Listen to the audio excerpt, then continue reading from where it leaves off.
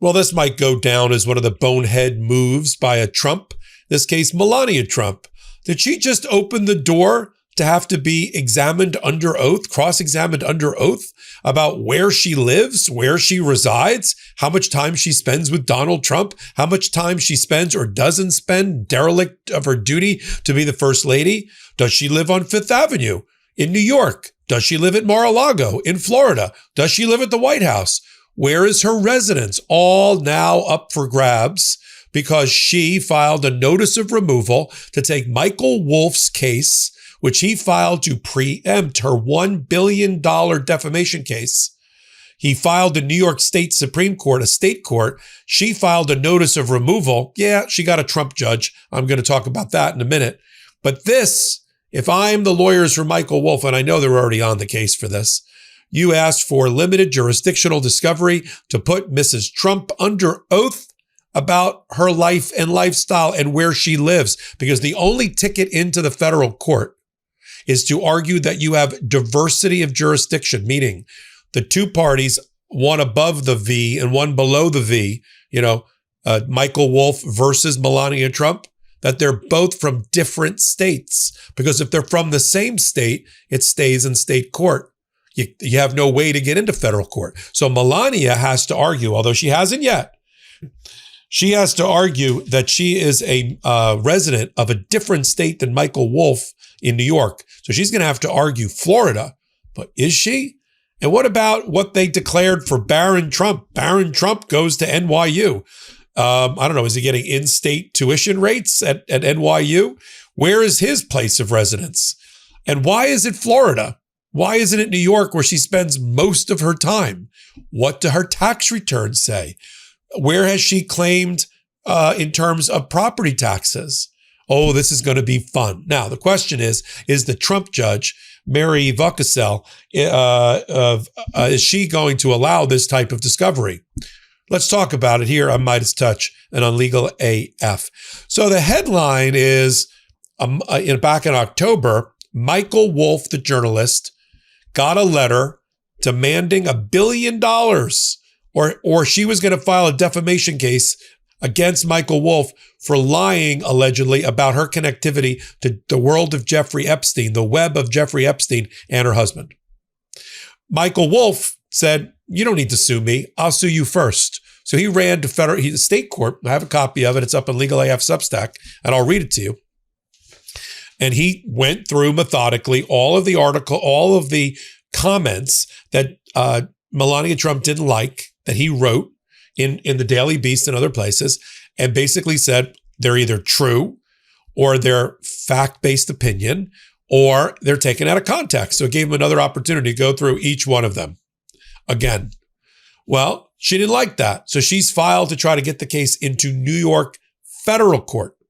But first, let me play you a clip, because I got to interview Michael Wolff right around the time that he filed this suit about his approach. Let's play the clip of Michael Wolff on Legal AF. Right. And certain of the comments that you made, just for our audience, were about the relationship between Donald Trump and Melania.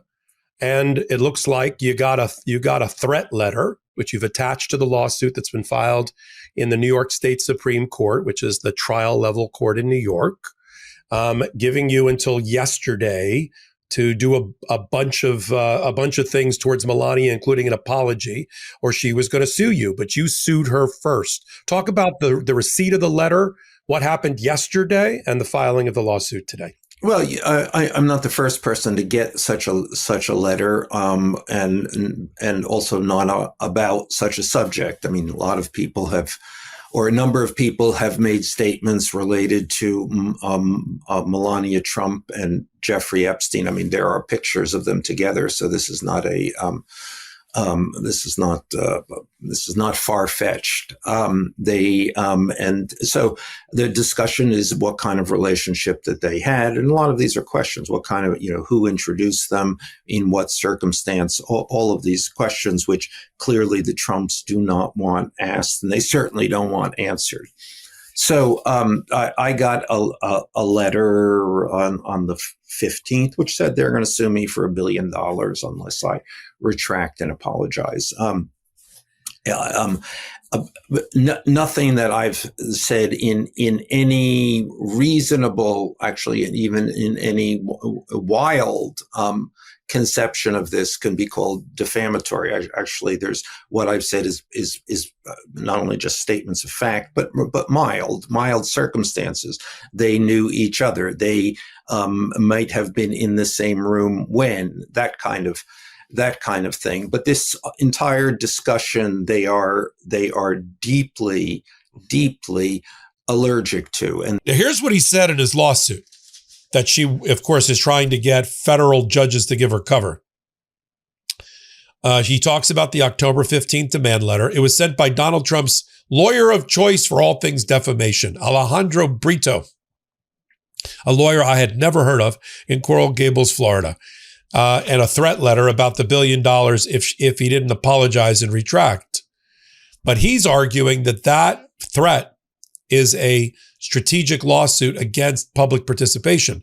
In other words, a lawsuit that is only being filed or threatened to be filed in order to shut Michael up and to chill his First Amendment rights as a journalist. He says on paragraph 4 of his lawsuit, Mrs. Trump and her unitary executive husband, a little troll there, along with their MAGA myrmidons, have made a practice of threatening those who speak against them with costly slap actions in order to silence their speech, to intimidate their critics, and to extract unjustified payments and North Korean-style confessions and apologies. The threat letter at pages 2 to 3 lists some of those whom they have pressured into unjustified submission, a pattern of abuse. These threatened legal actions are designed to create a climate of fear in the nation so that people cannot freely and confidently exercise their First Amendment rights. The threats are also intended to shut down legitimate inquiry into the Epstein matter, which the Trumps and their collaborators have at every turn sought to impede and suppress. Mr. Wolff is a journalist who's done his job diligently. And then he goes through, I thought this was a brilliant strategy, and I let Michael know it. He went through each and every one of the alleged defamation, repeated it, and then said why it can't support a defamation case. 1, Melania Trump was very involved in the Epstein scandal. He says, well, that statement's taken out of context. What he actually said was the First Lady has largely avoided the hot topic, but Trump biographer Michael Wolff suggests that she's acting behind the scenes. And that is in clear context. It's not defamatory either. Statement 2, First Lady Melania could be the missing link in President Trump's ties to convicted sex offender Jeffrey Epstein. She says this again is taken out. He said this again is taken out of context, and it is fair and accurate. 3, Melania was very involved in Epstein's social circle, and that's how she met Trump. Again, he says it fails to give the full context of the Daily Beast article. And it says, among many other ties, Mrs. Trump was a model with ID models run by a friend of both Trump and Epstein. Mrs. Trump met Mr. Trump at the Kit Kat Club party. The party was hosted by ID models and its owner. Statement 4, she was introduced by a model agent, both of whom Trump and Epstein were involved with. She introduced Trump that way. Epstein knew her well. He says that's true. Statement 5, Epstein alleged that Trump liked to F his friends' wives and first slept with Melania on his Lolita Express. He says this statement is true, and so on and so on.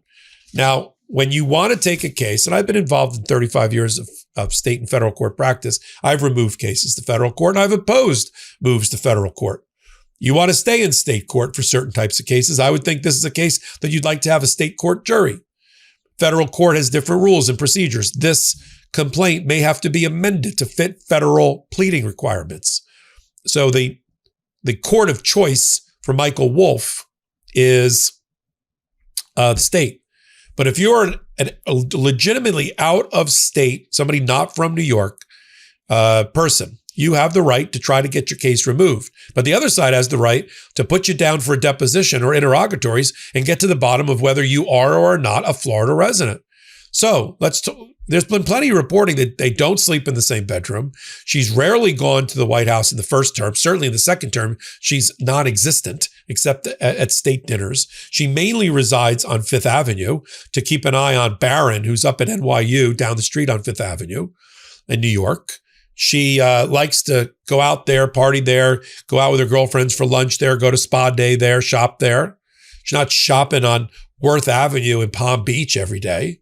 So she's going to have to sit down and answer hard questions. What's her tax return say? What have they reported on Barron Trump's application process? It's very invasive, but she's opened herself up to it. Now let's talk about the judge. We'll see what happens. Trump he seems to have this luck of the draw. It was random selection, but he got Mary Kay Viscoseal. She is a Trump-appointed judge in Manhattan, which is rare. She's also ruled in favor of the administration a number of times. She ruled in favor of the administration when Alvin Bragg moved to quash his subpoena, the Manhattan prosecutor, because he didn't want to give testimony to a congressional judiciary committee run by Jim Jordan for Donald Trump to try to get Donald Trump's prosecutor to answer questions in public about the prosecution. And she denied the motion to quash the subpoena. She also was the first one to come out of the box and deny the ability of a school like Columbia University in New York to sue the Trump administration for getting its funding cut under Donald Trump's attack on public education, courtesy of Mary Kay Viscoseal. So she has ruled consistently with Donald Trump from her perch of being a federal judge.